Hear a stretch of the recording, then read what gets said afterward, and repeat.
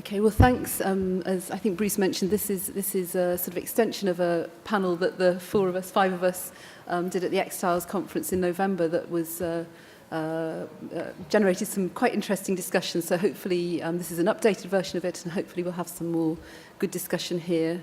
As Bruce said, I joined ORCID pretty much exactly a year ago, and in fact at SSP last year I gave my very first ORCID presentation, which was utterly terrifying. It was one of those horrible 5-minute the slides progress without you progressing them yourself, and it was definitely an initiation by fire for me. So hopefully I'll be a little bit more relaxed today than I was then. So as Bruce said, I'm going to talk a little bit more about sort of the big picture stuff, and I wanted to talk to start by identifying what I think are some of the sort of key challenges that we all face in scholarly communications, and depending on our role or roles within our industry, we play different parts in sort of helping to address these. Bruce spoke about complying with funder mandates. This is something, as he said, that a few years ago really wasn't an issue, but now is pretty high on most publishers and researchers and universities' lists of things that they need to be aware of. It's also another challenge is really making research contributions discoverable, identifying and recognizing contributors so that the researchers, ensuring access, and that came up before the break, and then measuring impact. And we want to do all this without imposing an admin burden, an unnecessary admin burden on researchers, and that's perhaps the difficult bit. So how are we going to meet all these new challenges without a huge amount of form filling and report writing by researchers and their managers? And one of the ways that I think we really do this is through the research infrastructure, which at ORCID we like to call digital plumbing. So this is the stuff that makes things happen below the surface, and you only really notice it if something goes wrong, so you hope it doesn't. But really this is the kind of foundational services that we are providing, ORCID and many other organisations, that will improve scholarly communications for everyone, for all researchers. From the perspective of this session, we're going to be talking mainly about persistent identifiers. And why do we need persistent identifiers? Well, it's because names are inherently messy. The same thing can have more than one name. More than one thing can share the same name. Things get transliterated into different alphabets and languages and no longer are the same. There are acronyms. There's all sorts of reasons why names are messy. And that's why we need persistent identifiers. And these are just a few of the ones that you're probably going to be familiar with that in our world tend to be used quite a bit. And the one, obviously, that I'm going to talk most about today, the two that I'm going to talk most about today are ORCID, my organisation, and then Crossref's Open Funder Registry. So first of all, PIDs for people. This is the ORCID bit of it. Some of you may have seen a couple of months ago there was a quite entertaining little Twitter discussion. This guy posted, I'm the 38th author. Wow, that sucks. I hadn't finished. I'm the 38th author called Wang. Oh, this is exactly why ORCID exists. So, and this is what it looks like. Here's the paper that person was referring to. And all those highlighted in yellow are the Wangs. And not only are they all have a last name of Wang, but there are, I think, 5 or 6 C Wangs and about 7 Y Wangs and goodness knows what else. So, really, really hard to know who's the right Wang. And that's why ORCID exists. What about funders? Well, there's similar sorts of problems with funding organisations. As I said, acronyms can be a real headache. These are some examples. NIH could be quite easy to mistake for NIHR, different versions of NIH, National Institutes of Health, and this is why we need Crossref's Open Funder Registry. So what is the Open Funding Registry? Well, it's a Crossref service. Chuck's going to say a lot more about it, so I'm sort of hesitant to say anything more than the very basic stuff, but it's basically a taxonomy of standardised funder names, including abbreviations and alternate names and things like that. You need the funder ID to include it in the search. It's a freely available resource. It was donated, the code was donated by, or the information was donated by Elsevier, and it's been integrated into a number of key manuscript submission systems, including EJ Press, Editorial Manager, Scholar One, and probably others that I'm not aware of. So the Open Funding Registry really can help us deliver or address those challenges that I outlined at the beginning. So it can help with compliance, discoverability, identification and recognition, access and impact. And I'm going to give you two examples of how that's happening. First of all, Chorus, and I'm happy to say that we also have the Chorus Communications Director in the room with us, Susan Spilker, so if there are any difficult questions, I'm going to hand them over to Susan. I sit on the Chorus Communication Working Group. I've been the chair for the last couple of years, so I'm pretty familiar with it, but Susan is clearly the expert in the room. And Crossref is powered by and is really driving the use of as well Crossref open funding data. So I guess first of all, how many organisations in the room how many of you know if your organisation is a Chorus member? So quite a few. Okay. Plenty of room for Susan to go out and sign some of the rest of you up. Chorus was started, I guess, nearly 3 years ago now, actually, in response to the OSTP memo of February 2013, which called for federal funding agencies with an R&D budget of more than $100 million to ensure that the research that they funded was made publicly accessible. And that actually included data and publications. And interestingly, so far, a lot of the emphasis has been on journal articles rather than data. So I'm not going to get distracted and start talking about data, but just as a thought to hold in your minds. Chorus is a not-for-profit membership organisation. It enables, monitors and reports on public access, so it works with the key stakeholders. It works with publishers, with funders, with universities, and with researchers as well, to really make sure that articles that should be available publicly are made available and identified as being available publicly. And it does this by sort of maximising the existing infrastructure, really, so interoperability and achieving economy of costs by building itself upon the existing infrastructure, including PIDs. It provides, so how does Chorus help with compliance? Well, it helps authors comply, so it helps researchers comply, and it does it in a very seamless way by making it, basically, as long as they include their funding information when they submit their manuscript using the funder ID, that information will flow through with the metadata into the DOI for the article.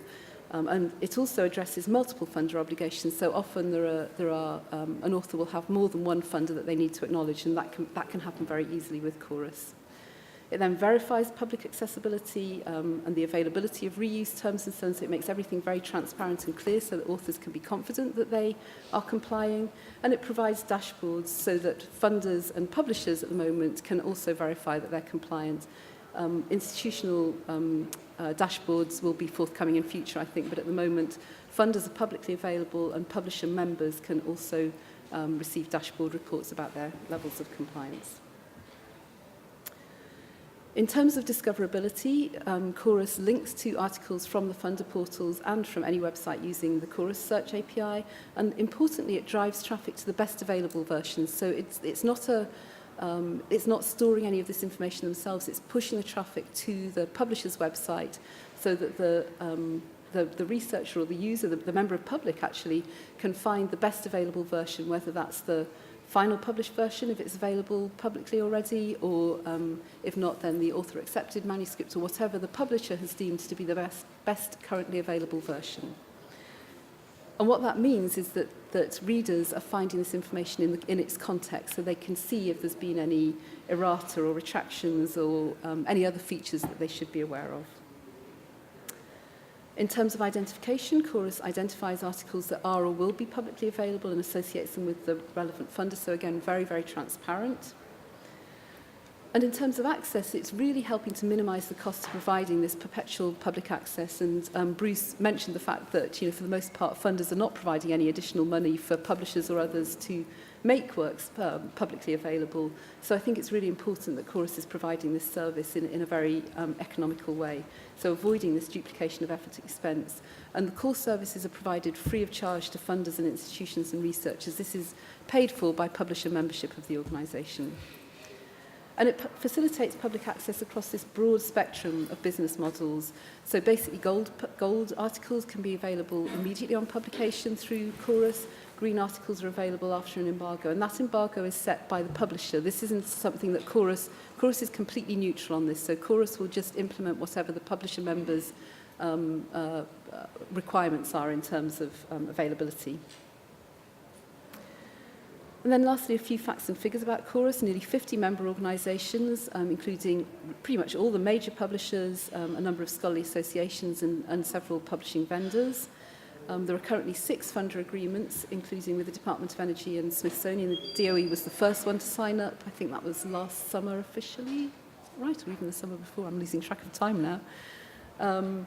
And there are another 4 organisations. Sorry, I've just realised we didn't update this slide. I apologise, and Susan, I'm sure, can tell you what the additional 4 funders are that have signed since then. Apologies for that.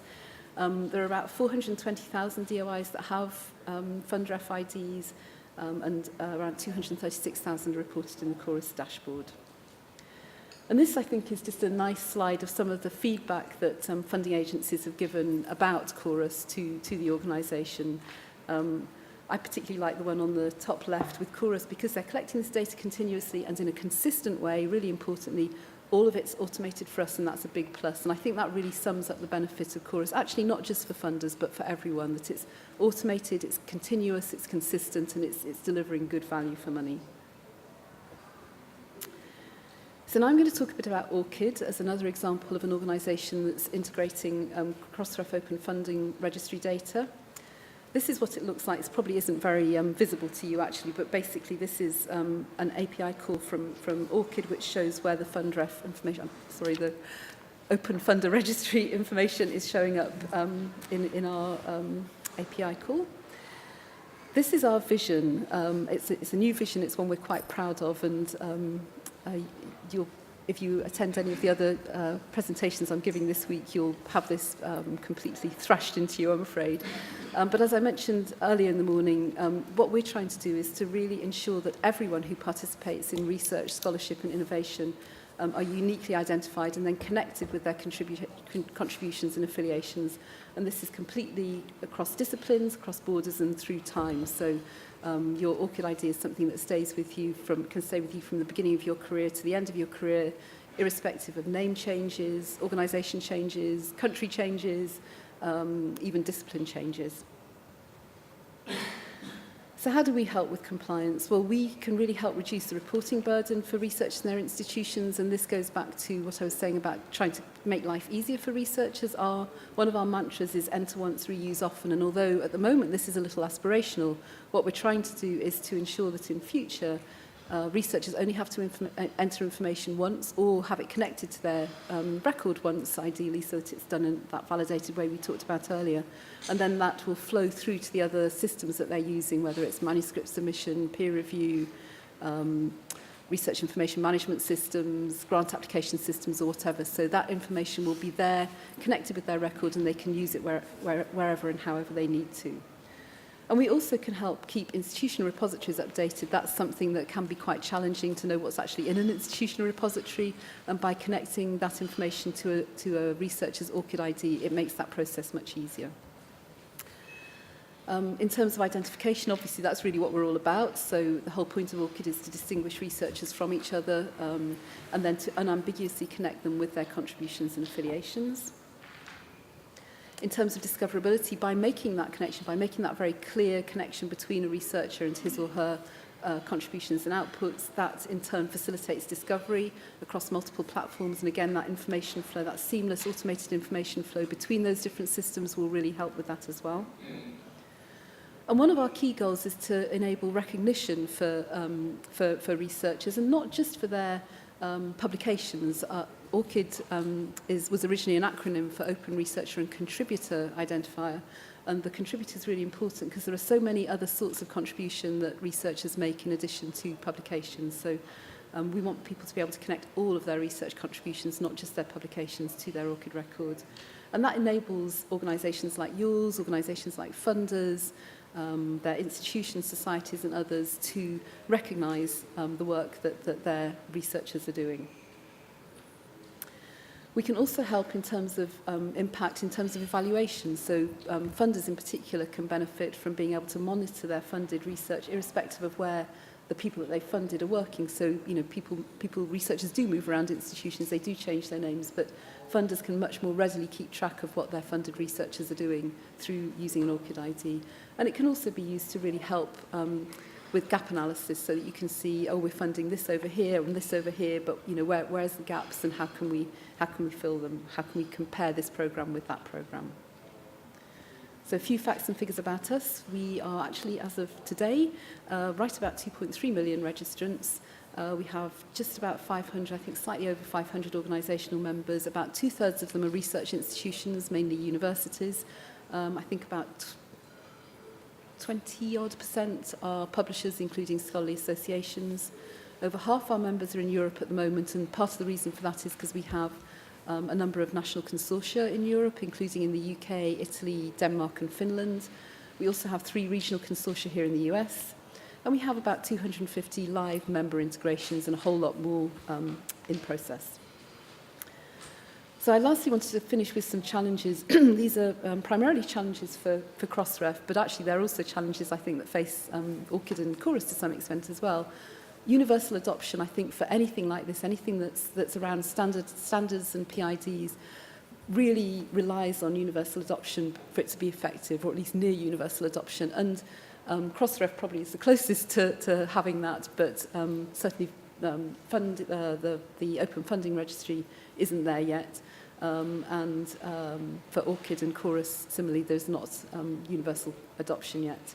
I think user-friendliness is another issue. Again, I think the Open Funding Registry information is not the easiest in the world to use, and there's some data cleanup that needs to happen. The coverage is good and growing quite fast, actually, but not yet comprehensive, so there's still some work to do there.